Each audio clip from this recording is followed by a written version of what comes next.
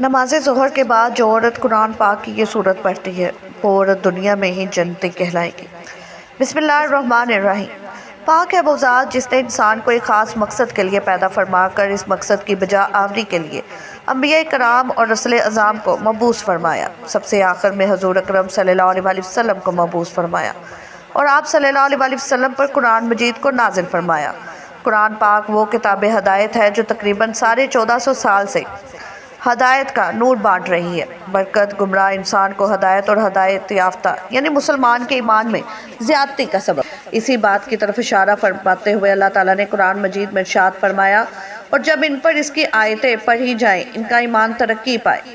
اس آیت کی تفسیر میں صراط الجنان میں ہے کہ یہاں ایمان میں زیادتی سے مراد ایمان کی تعداد کی زیادتی نہیں بلکہ اس سے مراد ایمان کی کیفیت میں زیادتی ہے۔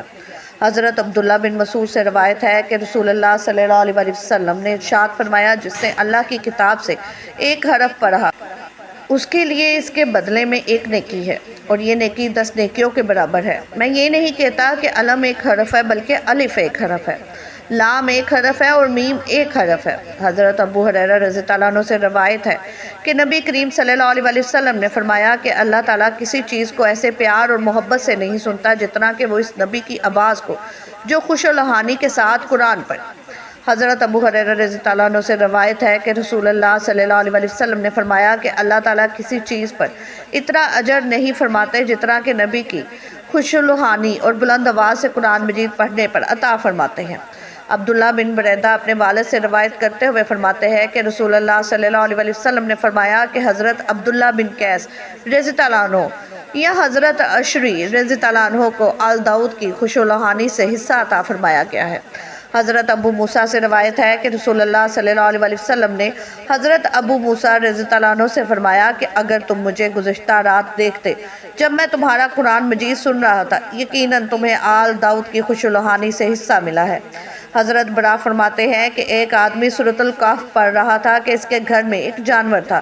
اچانک وہ جانور بتکنے لگا۔ اس نے دیکھا کہ ایک بادل نے اسے ڈھانپا ہوا ہے۔ اس آدمی نے نبی صلی اللہ علیہ وسلم سے اس کا ذکر کیا۔ آپ صلی اللہ علیہ وسلم نے فرمایا کہ قرآن پڑھو، کیونکہ یہ سکینہ ہے جو قرآن کی تلاوت کے وقت نازل ہوتی ہے۔ قرآن حکیم وہ کتاب ہے جسے اس کائنات کے خالق و مالک نے اشرف الانبیاء حضرت محمد صلی اللہ علیہ وسلم پر فرمایا۔ قرآن پاک کی تلاوت کے بے شمار فضائل ہیں۔ قرآن پاک میں ارشاد باری تعالیٰ ہے، اور ہم قرآن میں اتارتے ہیں وہ چیز جو ایمان والوں کے لیے شفا اور رحمت ہے۔ قرآن کریم میں رب کعبہ نے خود فرمایا کہ قرآن رحمت اور شفا ہے۔ آج ہمارا کیا حال ہے؟ ہم بیماریوں کی دوا کرنے کے لیے طبیبوں اور ڈاکٹروں کے پاس تو جاتے ہیں، لیکن قرآن پاک پڑھتے تو کیا کھول کر دیکھتے بھی نہیں ہیں۔ ہمیں دعا کے ساتھ ساتھ تلاوت قرآن سے بھی لازمی برکتیں لینی چاہیے۔ ہمیں غور کرنا چاہیے کہ آج ہمارے گھر میں بیماریاں اور پریشانیاں قرآن کی تلاوت نہ کرنے کے سبب تو نہیں۔ قرآن دلوں کا سکون ہے، قرآن دلوں کا چین ہے۔ قرآن کی تلاوت کرنے سے بیماریوں سے شفا ملتی ہے۔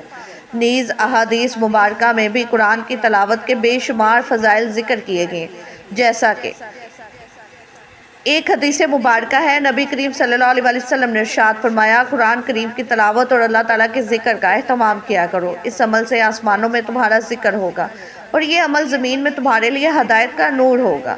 عبادات کے بعد ذکر کا حکم دینے میں حکمت الہی شاید یہی ہے کہ ادائیگی عبادت میں اگر کوئی نقص پیدا ہو گیا ہو یا شیطانی وسوسے آئے ہوں تو ذکر کے ساتھ ان کا علاج اور امداد ہو جائے۔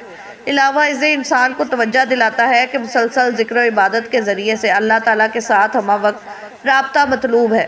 نیز وہ یہ سمجھ لے کہ اس نے عبادت سے فارغ ہو کر اپنے خالق کا حق کامل طور پر عطا کر دیا ہے۔ فرض نماز کے بعد مسنون ذکر ایسے انداز اور طریقے سے ہونا چاہیے جو رسول اللہ صلی اللہ علیہ وسلم سے منقول ہے۔ اس بارے میں ان بدعات سے اجتناب کیا جائے جنہیں بعض بدعتی صوفیاء نے اختیار کر رکھا ہے۔ رسول اللہ صلی اللہ علیہ وسلم سے منقول بعض اذکار کی تفصیل کچھ یوں ہے۔ سیدنا ثوبان رضی اللہ عنہ سے روایت ہے کہ رسول اللہ صلی اللہ علیہ وسلم جب نماز سے فارغ ہوتے تو 3 بار استغفر اللہ کہتے اور پھر یہ دعا پڑھتے، اے اللہ تو سلامتی والا ہے اور سلامتی تیری ہی طرف سے ہے، اے جلال اور عزت والے تو برکت والا ہے۔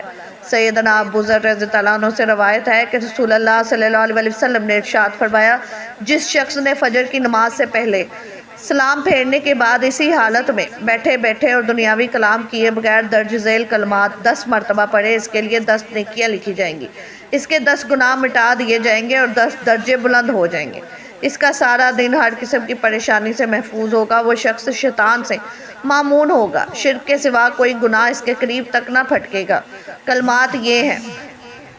رسول اللہ صلی اللہ علیہ وسلم نے فرمایا، جو شخص ہر فرض نماز کے بعد 33 مرتبہ سبحان اللہ اور 33 مرتبہ الحمدللہ اور 33 مرتبہ اللہ اکبر کہے اور 100 کا عدد مکمل کرنے کے لیے 1 مرتبہ یہ کلمات پڑھے۔ کلمات کا ترجمہ۔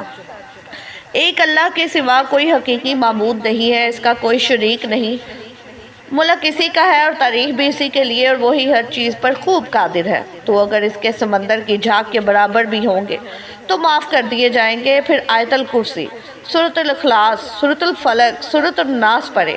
رسول اللہ صلی اللہ علیہ وسلم نے فرمایا، جو شخص ہر نماز کے بعد آیت الکرسی پڑھے گا تو اس کے جنت کے دروازے داخل ہونے کے لیے موت کے سوا اور کوئی شے رکاوٹ نہ ہوگی۔ ایک اور روایت میں یوں ہے، وہ شخص دوسری نماز تک اللہ تعالیٰ کی حفاظت میں رہے گا۔ اللہ تعالیٰ کا ارشاد ہے، مسلمانوں اللہ کا ذکر بہت زیادہ کرو اور صبح شام اس کی پاکیزگی بیان کرو۔ اللہ تعالیٰ نے قرآن مجید میں عبادات کی ادائیگی کے بعد ذکر کرنے کا حکم دیا ہے، چنانچہ ارشاد ہے، پھر جب تم نماز ادا کر چکو تو اٹھتے بیٹھتے اور لیٹتے ہوئے اللہ کا ذکر کرتے رہو، اور فرمان الہی ہے، پھر جب نماز ہو چکے تو زمین میں پھیل جاؤ اور اللہ کا فضل تلاش کرو اور بکثرت اللہ کا ذکر کیا کرو تاکہ تم فلاح پالو۔ بعض نماز فجر، سورۃ یاسین پڑھنے سے دن بھر کے کام آسان، جملہ حاجات پوری ہوں گی۔ بعد نماز ظہر سورۃ فاتحہ پڑھنے سے دشمنوں اور حاسدوں کے شر سے محفوظ رہے گا۔ بعد نماز عصر سورۃ النبا پڑھنے گناہوں کی تلافی ہو جاتی ہے۔ بعد نماز مغرب سورۃ واقعہ پڑھنے سے کبھی فقرہ فاقہ اور قحط کی شکایت نہ ہوگی۔ بعد نماز عشاء سورۃ الملک پڑھنے سے عذاب قبر سے محفوظ رہے گا انشاءاللہ۔ انسان کے قرآن پاک پر 5 حق: اس پر ایمان لانا، اس کی تلاوت کرنا، اس کو سمجھنا، اس پر عمل کرنا، اس کو پھیلانا۔ درج ذیل چیزوں کو صرف دیکھنے سے ثواب ملتا ہے: آب زمزم، بیت اللہ، والدین کو محبت کی نظر سے، قرآن پاک، نیک عالمہ، شیطان کو پگھلانے کا عمل۔ حضور نبی نے ارشاد فرمایا، جب بندہ تسمیہ پڑھتا ہے تو شیطان یوں پگھلتا ہے جیسے آگ میں شیشہ، یعنی جب آدمی تسمیہ پڑھتا ہے تو تکبر جیسی بری شے ختم ہو جاتی ہے اور آدمی کا خیال اللہ تعالیٰ کی طرف چلا جاتا ہے، اور توجہ الہی اللہ ہی کامیابی کا زینہ ہے۔ اللہ پاک ہمیں بہتر عمل کرنے کی توفیق عطا فرمائے اور ہمارا خاتمہ ایمان پر فرمائے، آمین۔